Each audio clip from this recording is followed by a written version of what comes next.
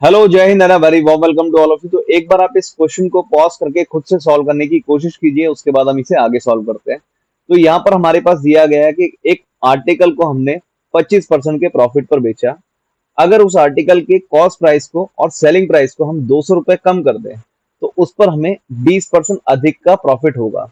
हमें बताना है कि उस आर्टिकल को 20% प्रॉफिट को कमाने के लिए कितने रुपए पर बेचने चाहिए। तो आप देख सकते हैं 25% को हम इस तरीके से लिख सकते हैं 1/4, यानी कि 4 हमारे पास कॉस्ट प्राइस रहा होगा और इतना हमें प्रॉफिट मिला, यानी कि 4 से वो 5 हो गया। तो आप यहाँ पर लिख सकते हैं कॉस्ट प्राइस और सेलिंग प्राइस को 4x और 5x। अब हमने क्योंकि यहाँ पर ये देखा कि दोनों में से 200-200 रुपए हमने कम किए नेक्स्ट केस में, तो आप न्यूमरेटर में सबसे पहले इस तरीके से लिख सकते हैं 4x माइनस 200 डिवाइड बाय, अब हमारे पास डिनोमिनेटर में आ गया सेलिंग प्राइस 5x माइनस में हमने लिखा 200।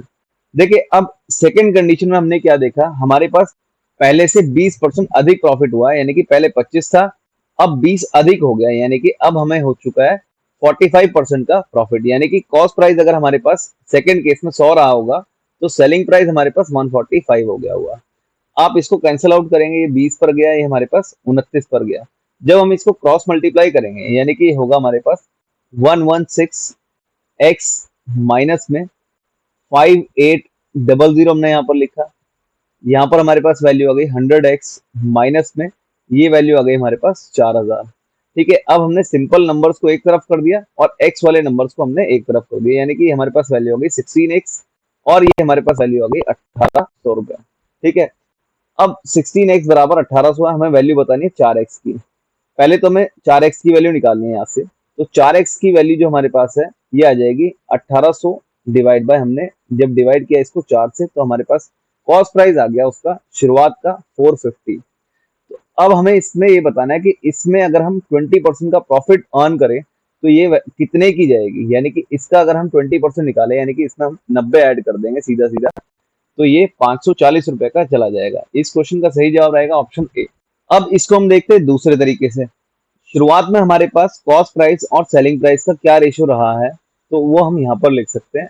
कॉस्ट प्राइस और सेलिंग प्राइस का हमारे पास शुरुआत में रहा था 25% का हमने प्रॉफिट लिया था, यानी कि पहले अगर हमारे पास 4 था कॉस्ट प्राइस, तो सेलिंग प्राइस रहा होगा हमारे पास 5।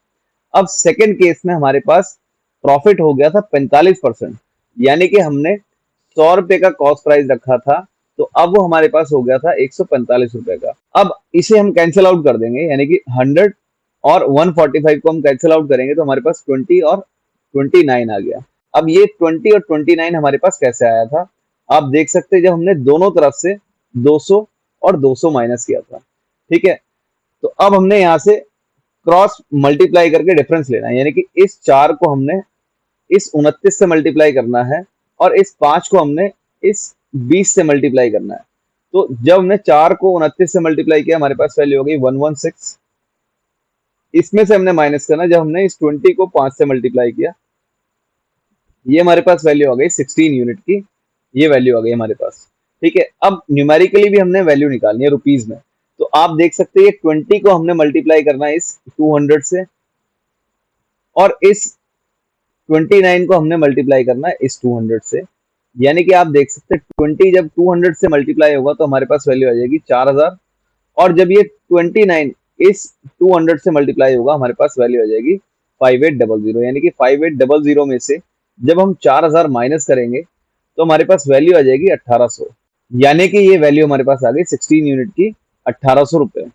ठीक है, हमें वैल्यू बतानी है, पहले तो 4 यूनिट की वैल्यू निकाल लेंगे हम यहाँ से, जो कि हमारे पास वैल्यू आ जाएगी 4 रुपीज 4500। अब इसका 20% निकाल के अगर हम इसमें ऐड करें, यानी कि 20% हो जाएगा हमारे पास 90। जब हमने इसमें ऐड किया 450 में, हमारे पास वैल्यू बन गई 540। तो इस क्वेश्चन का सही जवाब रहेगा ऑप्शन ए। अगर आपको ये क्वेश्चन बहुत अच्छे से समझ आ गया तो इस वीडियो को जरूर लाइक करें, सब्सक्राइब करें एंड शेयर करें। Thank you so much.